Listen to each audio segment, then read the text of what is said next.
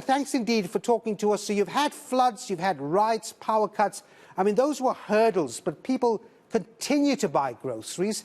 And by the market share reflection, I would imagine you're winning.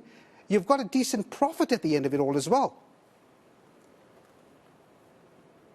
Yes, I think the most telling is that at the time of all those, and you would hear throughout the results presentation, we're not talking about those challenges.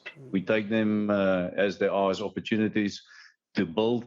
You will remember last year when we had the social unrest, we immediately embarked on a rebuild campaign, and I am so impressed with Team Shoprite with their level of execution. You cannot imagine that stores that were completely destroyed were rebuilt in 10 days and reopened for customers. So I think that explains a lot of the performance of the Shoprite business.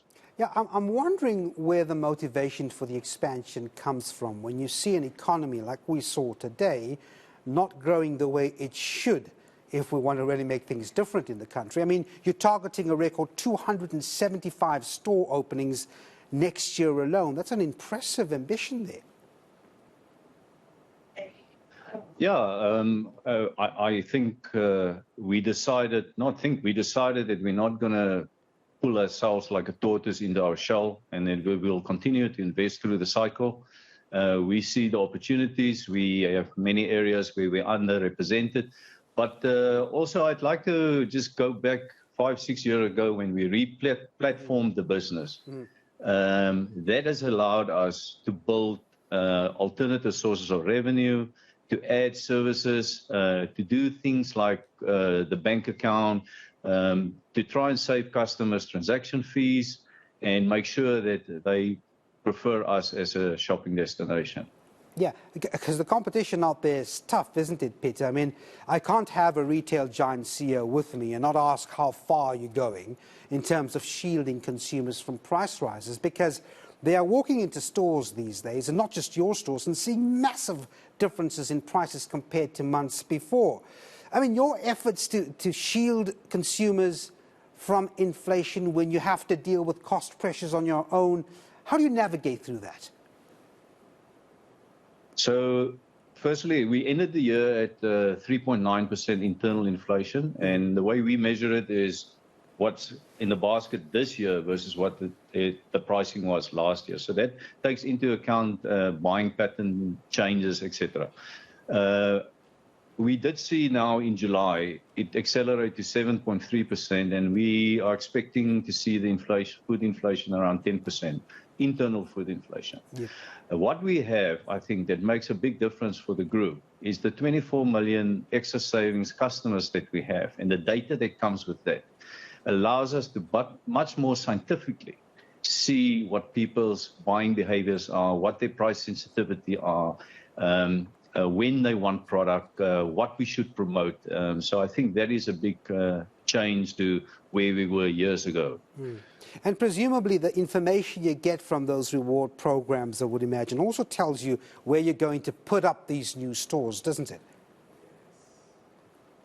To a lesser extent, we do use some of the data, but that is not the primary source of the information to where we should go.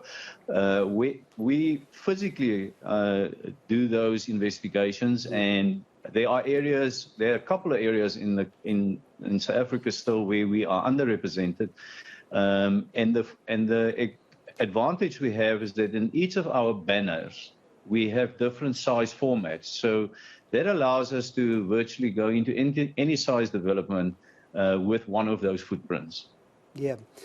How is the competition going? I mean, these days stores are very, very different compared to what they were, a couple of years ago. Everyone's fighting for a piece of the market. But I want to get over to these retailers sending their groceries on bikes, heading off to customers.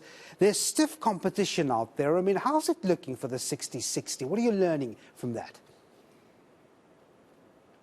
Yeah, we gained a lot of incremental revenue through that, new customers. 30% of them were new to our business. We have no record of them being here before. And they're also now frequenting the physical stores. And they're about 2.5 times their spend is about 2.5 times our average customer. So that incremental sales makes that for us a very profitable business as well. And it is growing exceptionally fast. Last year, the growth has been 150%. And as recent as last week, we had our highest number of orders since inception. Also, a great thing to mention is that innovation drives employment. And since launch of the 60/60, we created 6,299 new job opportunities in that piece of the business.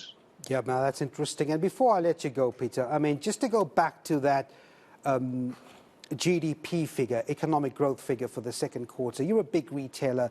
You watch this, don't you? And the fact that the economy isn't growing, you know, as fast as it should to create jobs, the same jobs that will give people money to shop at your store. I mean, how do you forecast and what do you see happening with this economy going forward?